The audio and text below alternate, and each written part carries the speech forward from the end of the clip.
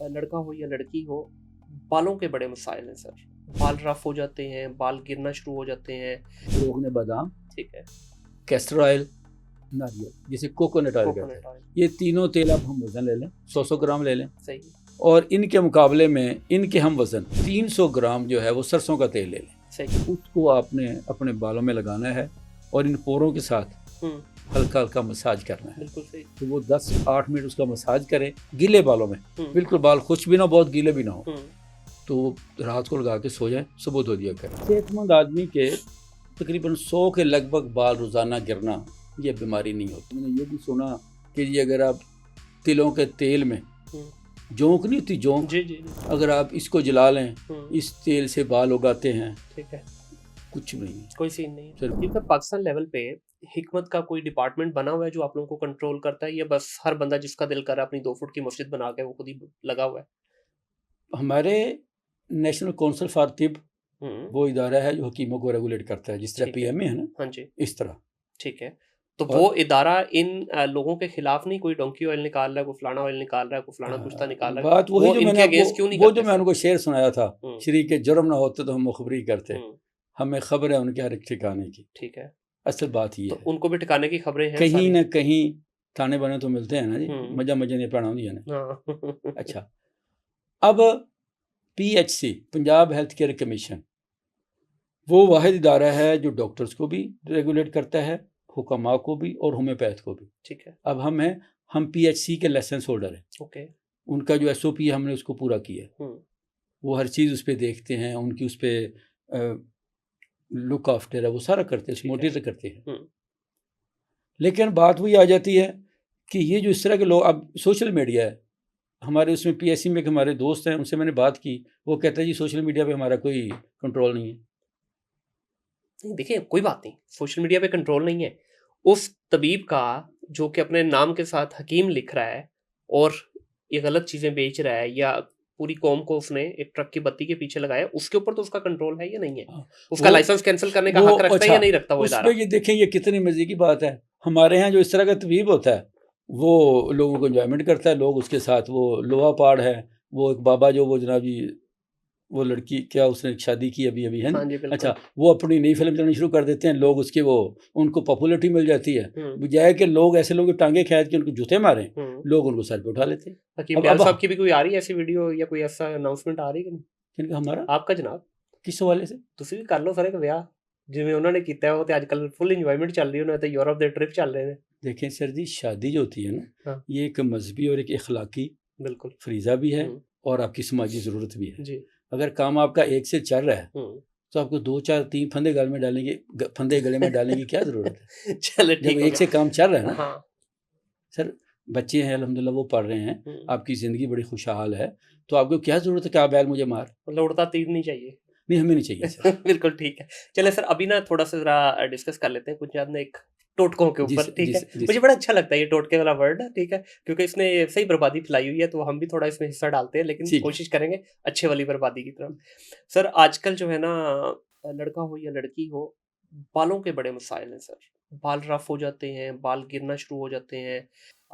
Young age के अंदर बच्चे देखें, क्योंकि जिस तरह आपने खुद कहा कि जदीद साइंस में बालों पे लगाने वाली इतनी सारी चीज़ें आ चुकी हुई हैं कि बच्चे जो है ना, फिर वो ज़ाहिर उनको स्टाइल भी चाहिए, ख़ास तौर पे आज के हमारे जो जेन ज़ी है, जेन अल्फ़ा है, इन्होंने अपने पूरी स्टाइलिंग भी करनी, सब कुछ करना है।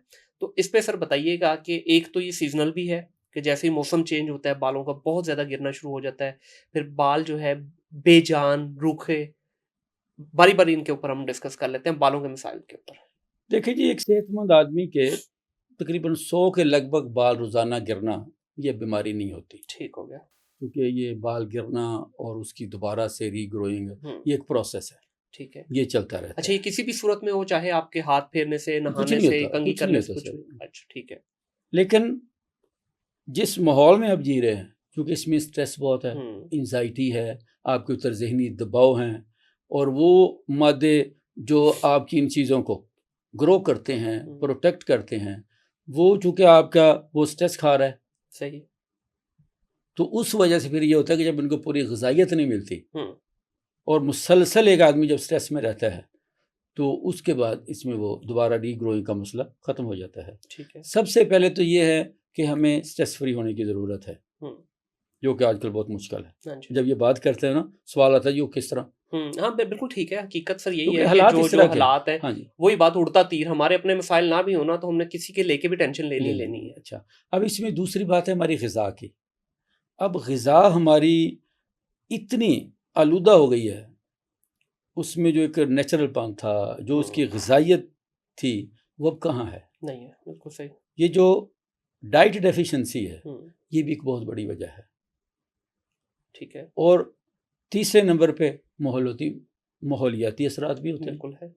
लेकिन अब इन सब के लिए एक तो अपनी ग़िज़ा से ऐसी चीज़ें जो आपके मेटाबॉलिज्म को ख़राब करती हैं वो ख़त्म करें। अच्छा हकीम साहब, सॉरी यहाँ पे आपको मैं ना थोड़ा रोकूंगा सर। ये पहले भी एक दो दफ़ा ये सवाल हुआ और लोग ना इसके ऊपर बड़ी बैशिंग मेरी करनी शुरू कर देते हैं। कहते हैं यार कि देखें आप हमारी ग़िज़ाएँ दुरुस्त करवाने पे निकल पड़े हैं, नहीं होनी सर वो। इसको भी मान लेते हैं आज, ये हकीकत को तस्लीम कर लेते हैं, कड़वी हकीकत है, बट तस्लीम यही करना पड़ेगा कि भजन पिज़्ज़े भी खाने हैं हमने, बर्गर भी खाने हैं हमने, बिरयानियाँ भी खानी है, खाबे भी फुल तुनतना के मसालों वाले खाने हैं, वो नहीं छूट सकता। हल बताना है, इन्हीं के साथ रहते हुए अगर आप ये कहें जी ये छोड़ दें सर, वो तो प्रैक्टिकली पॉसिबल नहीं है। नहीं, छोड़ने का हम कहते भी नहीं है, हम ये कहते हैं कि उसमें एतदाल पैदा करें। हम ये कहते हैं excess of everything is bad. बिल्कुल सही। हमारा ये तो वो क्या कहते हैं, तकाजा ही नहीं कि आप छोड़ दें, खाएंगे तो जिंदा कैसे रहेंगे? नहीं तो फिर लाहौरियों से जब पूछेंगे की कर रहे हो, अगों जो जवाब देने पाए रोटी खाने लगा, तो वो कहाँ जाएगी? देखें, रोटी भी जिंदा रहने के लिए खानी चाहिए, खाने के लिए जिंदा नहीं रहना चाहिए। किन सब ना हमारा लाहौरी सिर्फ जिंदा रहने के लिए नहीं खा रहे, वो जिंदा ही खाने के लिए। हम ये कहते हैं कि भाई खाना है तो जिंदा रहने के लिए खाएं, खाने के लिए जिंदा ना रहें। ठीक है, सिर्फ आपने अपने स्टाइल को बदलना है। आप अपनी ग़िज़ा में इत्तेदाल पैदा करें। अगर आपने सुबह नाश्ते में कोई फास्ट फूड लिया है ना, तो दोपहर में आप सब्जियां कोई फल लें, ताकि आपके जिस्म की जो ज़रूरत है वो बैलेंस रहे। आप ये चाहते हैं कि जितने यंग बच्चे मुझे देखते हैं वो हमें अनफॉलो भी कर दें और ब्लॉक भी कर दें चैनल को, क्योंकि ये नहीं हो सकता कि मैंने आपको फिर कहा ऐ नहीं होना।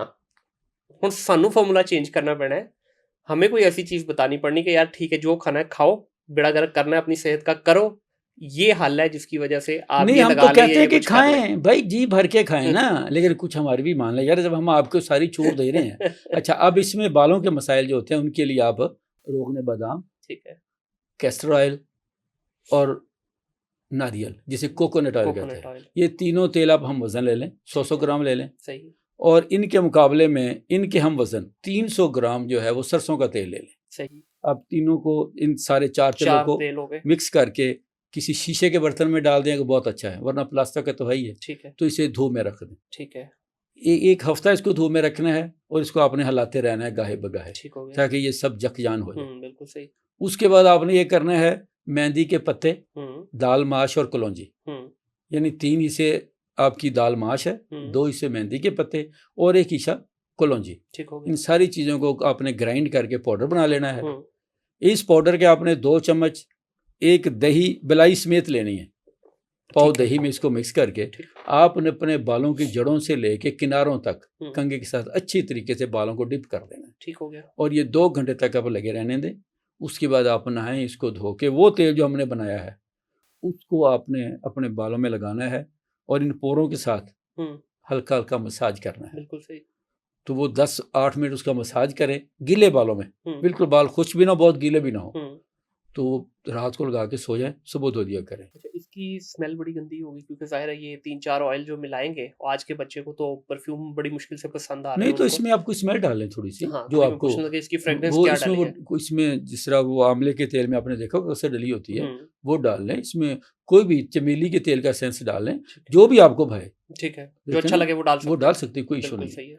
अच्छा, उसके बाद आपने 3 बार आपने वो दही वाला पेस्ट वाला करना है, एक दिन छोड़ के शुरू में। ठीक है। और ये तेल इंशाल्लाह 1 हफ्ते में आपके बालों की चमक, बालों का रूखापन और आपके बालों में जो डैंड्रफ है वो आपको नजर नहीं आएगी। अगर आप इस ऑयल को अपनी लाइफ का रूटीन बना लेते हैं, यानी हफ्ते बाद आप वो लगाते रहते हैं संडे के संडे, और ऑयल ऑन ऑफ लगाते रहते हैं, तो इंशाल्लाह आपके बालों का मसला, आपके बालों की ग्रोथ भी सही होगी, बालों का झड़ना भी रुक जाएगा और शाइनिंग वगैरह हर चीज़ आपकी कमाल। अच्छा, आजकल बहुत सारे तबीब ऐसे मैं देखी हूँ, कुछ वीडियोस भी देखी हैं और कुछ लोगों को जानता भी हूँ जिन्होंने स्पेसिफिक तेल निकाला हुआ है और वो क्लेम कर रहे हैं और बड़े बोल्ड क्लेम कर रहे हैं इस चीज़ का कि भाई हमारा तेल लगाएं, आपका प्रॉपर अगर आपका गंजापन भी है तो आपके बाल वहां पे भी निकल आएंगे। इसके बारे में कोई हकीकत नजर आती है? ये भी एक मार्केटिंग गिमिक है।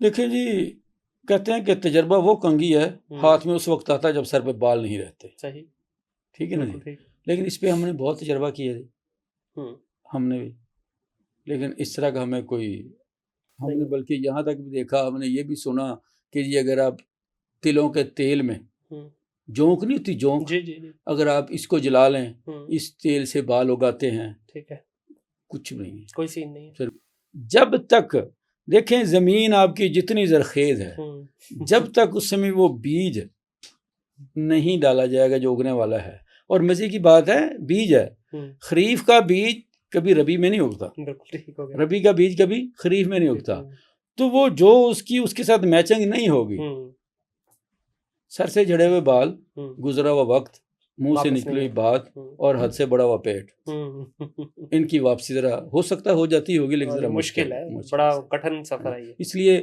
वो क्या कहते हैं कि जो उनका काम है वो अहले मफाद जाने, मेरा पैगाम है सेहत है जहाँ तक पहुँचे। क्या बात है।